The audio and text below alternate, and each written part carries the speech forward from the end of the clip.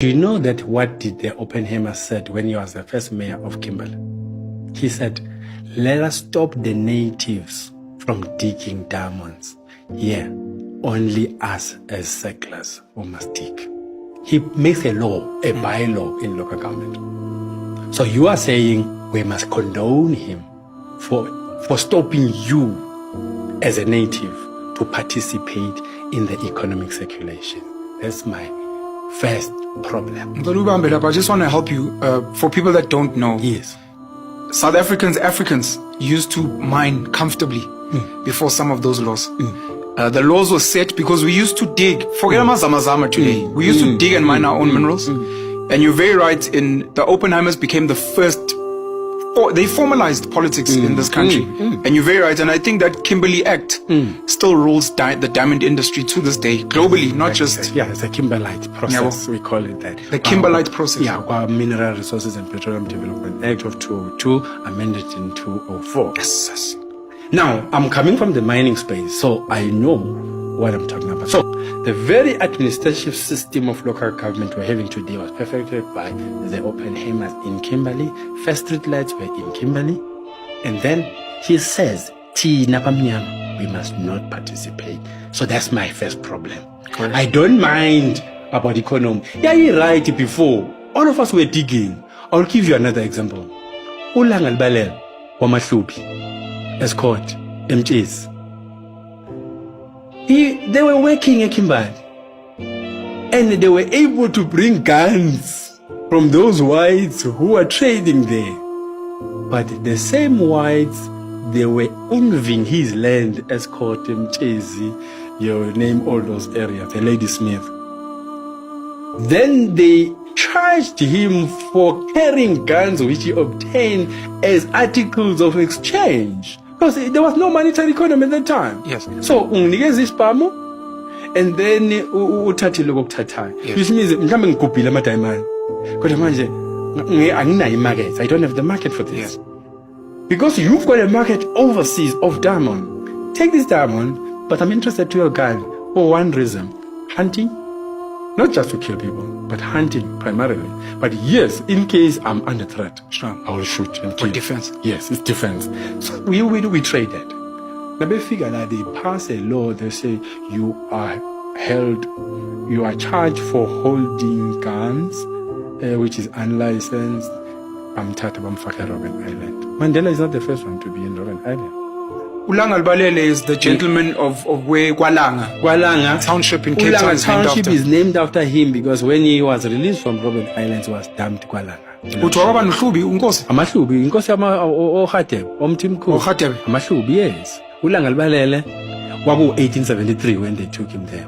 1873. Yes. And you're saying he was the first prisoner in Robben Island? Not the first, One of but the first. one of them. Yeah, most of Amakosi, when the whites landed here, they took a lot of kings into Robben Island for imprisonment, including Amakoi and the San people. That was the perfection of apartheid. Apartheid was perfected in the mining sector. By the British. Or not By even the them, British, by settlers, wherever they came from in Europe. Every player who participated in the South African mining process, Sure. they perfected. Apartheid is lapho where they say natives must not participate. It didn't end in Kimberley. Then it came to PWV, Pretoria, Witwatersrand, and Vereeniging. The entire mining industry started to envy blacks participating. I'm bringing another context. A Pilgrim's Rest. Sheba mine, a gold mine, is named after Isizwe saka Sheba, Maswati. The understanding is that Babona, the Sheba building their crown with gold. And then, never figure, but please sell us this precious stone or allow us to explore this gold and we'll name this mine after you. That's why it's called Sheba Mine. I met the queen. Nabo Sheba, they were flexing, making krals out of gold. Exactly. No, Yes. but I market. You must understand as an economist. I'm an economy student. So, Sure. in the event whereby there's no market, it's a closed economy.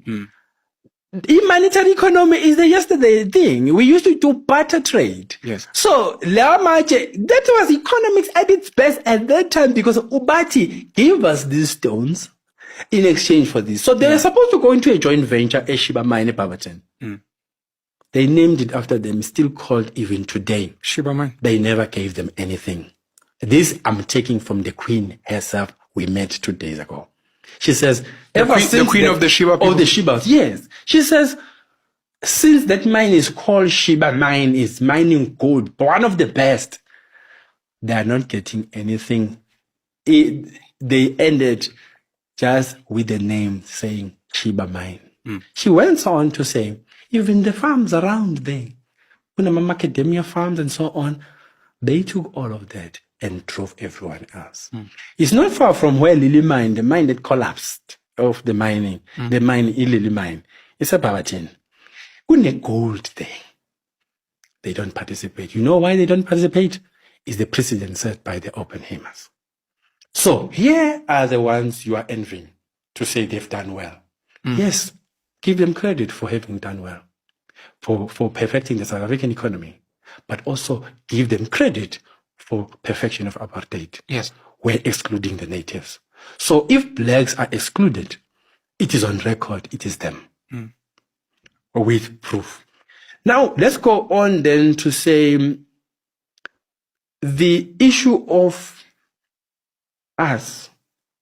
There was a meeting in 1884 of kings of Europe and presidents of America.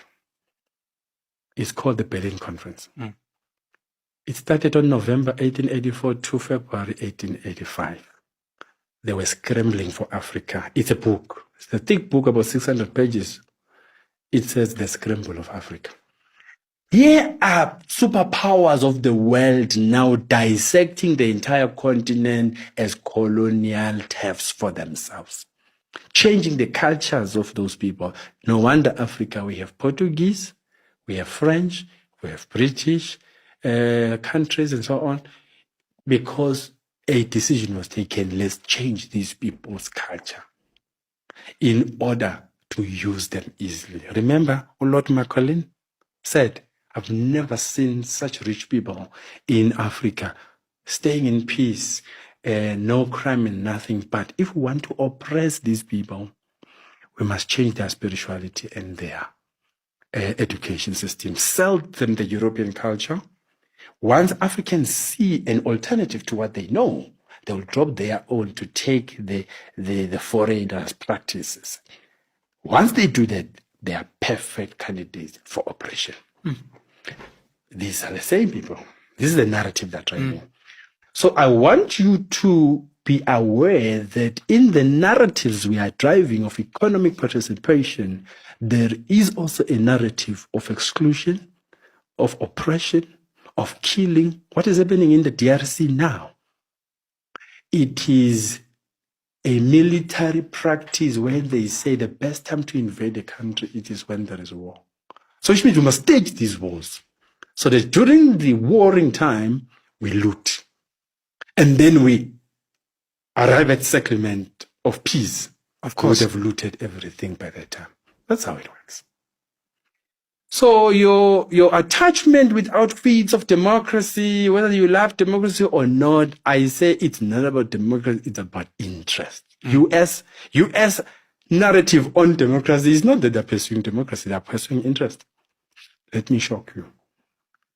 Currently, they are moving the treasury in the US. They want to use, what is this gas? The nitrogen gas, something like that. Okay. To produce energy, which is unlimited. This is the next bearer of value in the treasury. Now, Nitrogen gas. nitrogen, yes. Which we have it in abundance. Yeah. They are already eyeing that. Now, what does that say to you? Do you think they will come in peace and say, let's transact and let's be partners in that? Or they will bulldoze your way out using all their might? It is in their practice. Go to literature. You will find a plethora of invasion of countries because there's an interest. So I'm advising those who are attached to outfits of democratic systems, capitalism, communism. Those things don't work. When there is an interest, we can use democracy as a medium but to arrive in the end. It's a means to an end. It's not the end. The end is interest. What is it that you're interested in? So your Oppenheimers, they're interested to all our precious minerals. The Marinsky Platinum Belt, PW Platinum Belt. And they don't want anyone to take that. Okay, let me go to mining. You know why in 94, do you know that it took 10 years for the Mineral Resources and Petroleum Development Act to be passed in South Africa? And do you know the damage that happens between the 10-year space, which means we were using the old order mining law? And they were moving out gold, they were moving all the mineral unchecked because the laws allowed them. Yeah. So it is deliberate that MPRTA was suspended for a long time. Do you know how they came to sign it? We had to devalue the rand so that they lose. After they realized that they are losing their shares, they came to the table to sign that law. Otherwise, they didn't want to sign it. That was 2002. Who devalued the rand? Oh, yeah. Now you're asking the question. Sorry. Yeah. Now maybe let's dwell in that question. This devolution of the rand, Nina, you are stuck with the idea that markets are the one that shapes the devolution of currencies. Those who control economies, they stage devolution of currencies as well, which means if I want to force a particular country to take a certain decision, what I do, I crash the economy just temporarily so that you get your way. Once everyone is willing to comply because their interest, their pocket is affected, you hold them at ransom. That's what the Rothschilds do. The war between France, I think, and England, if I'm not mistaken, they controlled the communication during that war. Correct. They send a wrong signal that says the other is winning and the other is losing. When they realized that, we are losing in England, they started selling all their shares. As they sell their shares, they got them cheap. They were standing already to pocket everything. When the truth came to say, no, man, they were lying, those guys. Oh, it's late. You've already lost. Sure. That's how they got to control most of the reserve banks in the world. Why are white people richer or more wealthy than black people? It is not because God preordained it. As much as white people would love for us to believe that hogwash, that the reason white people are rich, the reason white people are more economically empowered than black people, it is because of their hard work or because it was preordained by God. There's no such. The reason white people are economically dominant compared to black people, it is because white people colonized black people, enslaved black people, made black people work not for the benefit of black people, but for the benefit of white people. That is the reason white people are richer and are economically well off compared to black people.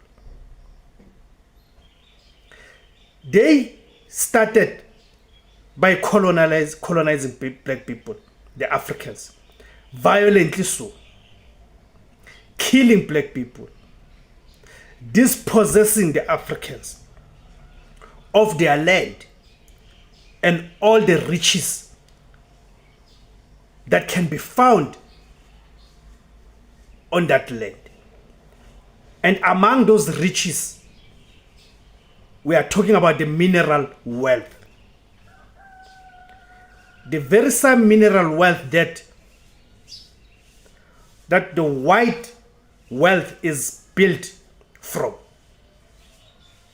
They came as settlers, dispossessed black people of their land. And therefore, by dispossessing black people, it means black people no longer had their own independent means of production and sustenance. Therefore, that opened the route for the enslavement. They then created the laws that prevented Africans from utilizing their own land for their own enrichment and benefit. Things like mines and all of that. White people don't discover any diamond. White people do not discover any gold. It's a lie. You see, they just created the laws and they use violence to prevent black people. The laws was to ensure that there's no competition from black people. My name is Stephen Skwasana. The name of the platform is Izwi Labansundu, the voice for Africans. Thank you very much, guys, for tuning in. Kamakuma Africa.